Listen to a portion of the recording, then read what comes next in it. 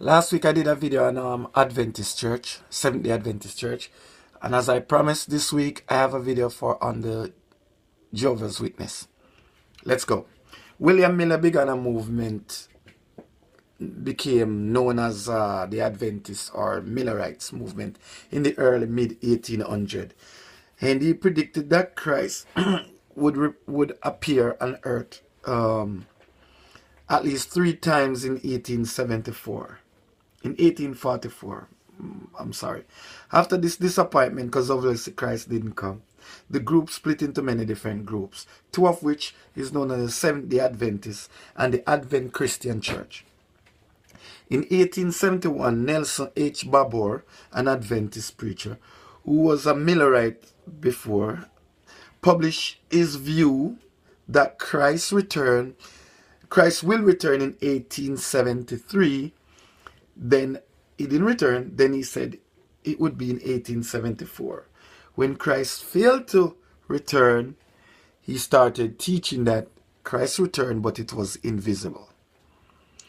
Mr. Charles Taz Russell, that's the man who started the Jehovah Witness, was born on February 16, 1852 in Pennsylvania, United States of America. He was raised up in a Presbyterian church. When he was about 16 years, he had issues with the Bible, the belief of who Jesus really is, to God, blah, blah, blah. He started losing faith. He was taken up in arms by an Adventist preacher who was good enough to help to restore his faith into Christianity and to God. For years, he studied the Bible. For about 5 years or so, I think he studied the Bible with some Adventist preachers and clergy. From 1870, he met with a small group of friends and they would come together to discuss the Bible and discuss issue. By then, they regard Charles Russell as their leader and preacher. In January 1876, he received a copy of the Herald of the Morning. That was the name of the paper, Herald of the Morning, an Adventist magazine published by Nelson H. Babor, the same man who said Christ would return. In 1874, he didn't return, and he said Christ returned, but it was invisible. This was the man who published the magazine, named the Adventist guy known as the Herald of the Morning. Okay. Now, this catches Russell high when he read the paper.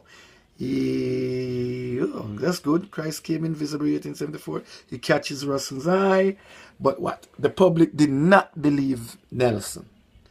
So, the paper started to fail financially. Charles Taz Russell was a rich dude, meet up with Nelson, and they discussed business. They went into the... Charles Taz become a publisher also and a part owner of this paper, of this paper, and they start doing business. Now, Charles, in 1878, Charles Taz also said that Christ will return in 1878. This time he's gonna snatch believers up into the rapture to come up to heaven. Obviously that did not happen.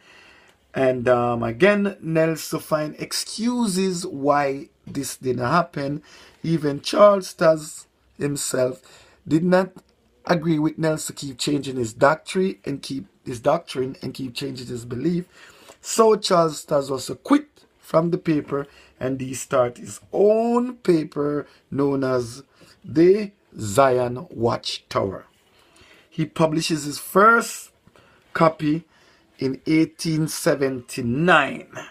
Russell used the same propaganda about Jesus Christ returning invisible in 1874. Even though he rejected the guy who stated that, he's also accepted and he preached on it and he write about it all the time and so forth. That's how he made his money, by doing that.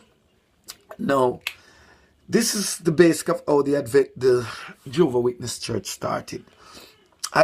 There's a lot more to it, but I summarize. Both the Adventists and the Jehovah Witness, but today is the Jehovah's Witness. The doctrine is based on dates telling you when Christ is going to come, and it has never ever happened at once. I can't understand how people who would know the history of these religion or these denominations would really put themselves in this situation.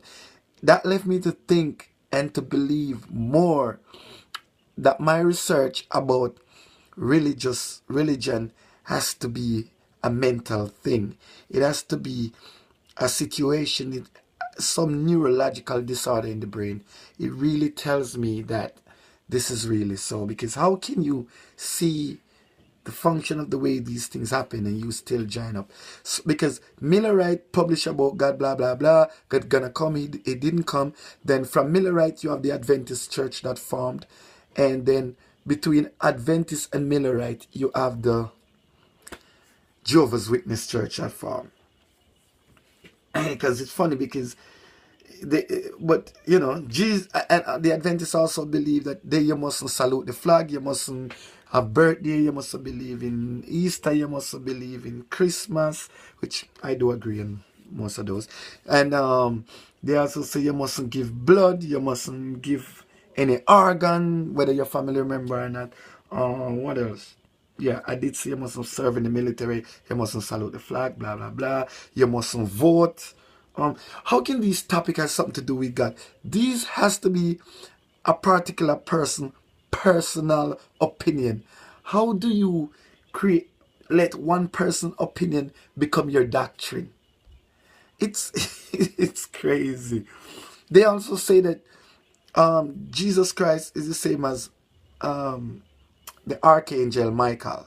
Yeah, they say Jesus Christ is Mike, the Archangel Michael. They also did say that. And they say that only, how much was it? Only 144,000 will go to heaven. Yes, the Jehovah Witness said that. They also put a date that the Armageddon would be in 1915. That's a long time ago. And it didn't happen. They say Christ would come and rule the earth for 1,000 years, blah, blah, blah, blah. It didn't happen. They put it to 1950. It still didn't happen. And Russell died. Charles Taze Russell, the man who started the Jehovah Witness Church, died October 31st, 1916 from an heart attack. Who the hell? He lucky he survived so long. An heart attack would definitely kill somebody like that. Heart attack gonna kill some of these believers too for their stupidity. One love.